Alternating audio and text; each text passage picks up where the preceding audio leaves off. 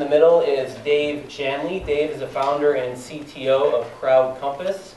Sure. So I'm Dave from CrowdCompass, and we make apps for events. We kind of see that space as, there's lots of large events, and there are a lot of people now that have smartphones, and we fit nicely into that mix. So we want to take the whole event experience and pack that into a smartphone. So the next trade show, conference, event that you go to, you have access to all of the information that you need there, the maps, the guide, your personal schedule, and also the contacts and the people that you want to connect and meet with. We've done a lot of big events, and we've done a lot of small events, so we cover kind of the whole spectrum of the event space. How long have you guys been around? We started in 2009. Okay. How many staff? We have about 25. Okay.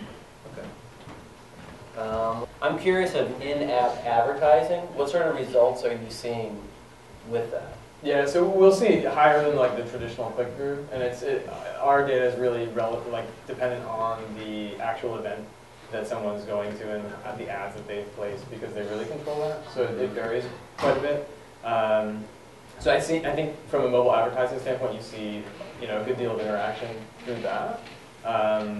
You also see that some other placements in our app that might trigger somebody searching and looking deeper at like that vendor or some of the other content provided there. And you have to really break down, I think from what Ben was saying, you have to break down what types of advertising you're really talking about. Like, so I probably, like for me personally, I don't take action on, if I'm on a mobile website and I see a Google ad that's displayed there, like an AdWords ad that kind of hovers over content, and I don't really like it.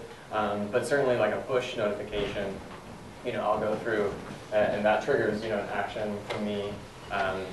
Search placement will trigger an action if it's something interesting.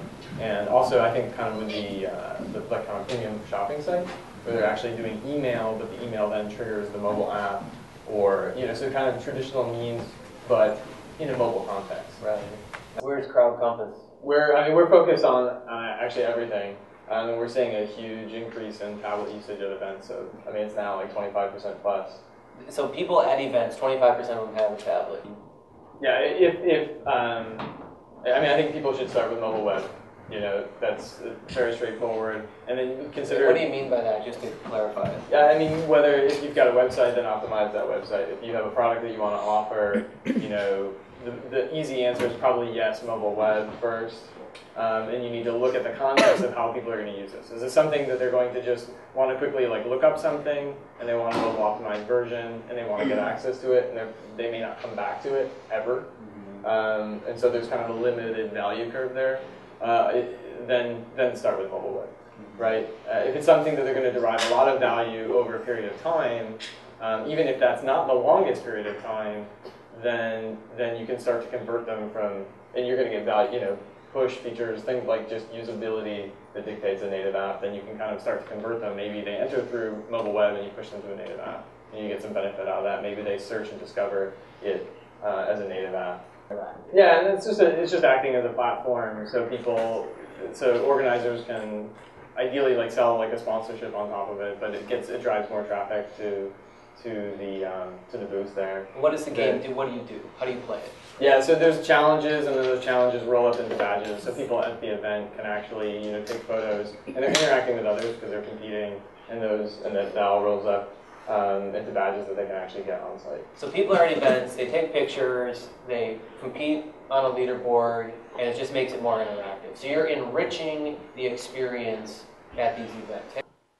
Yeah, I think it's a huge market. I think app developers, you look at the asymmetry of where are their apps and where are their app developers, and then where are the opportunities. So I think a lot of future opportunities for app developers here in this country will actually exist overseas.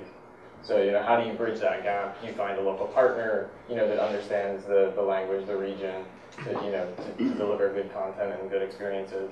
And I think there's a lot of opportunity for that. Okay. And there's going to be a lot of growth in that area.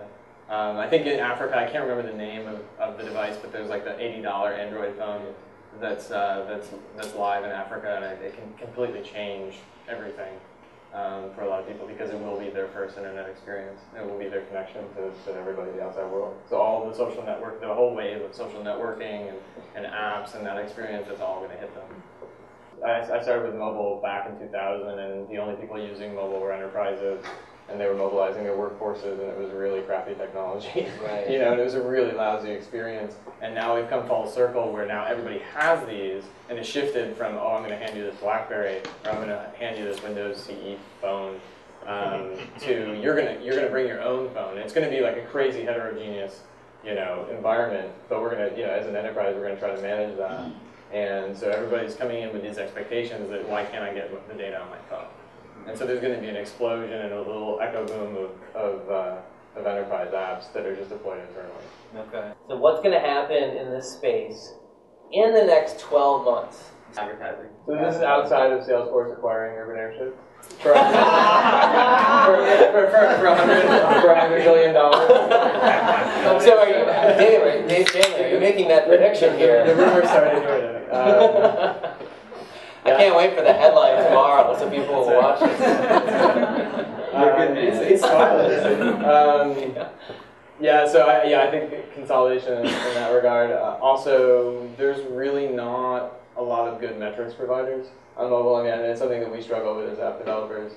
The metrics are not necessarily what we want to get out of the questions we're asking. So I think there'll be activity there.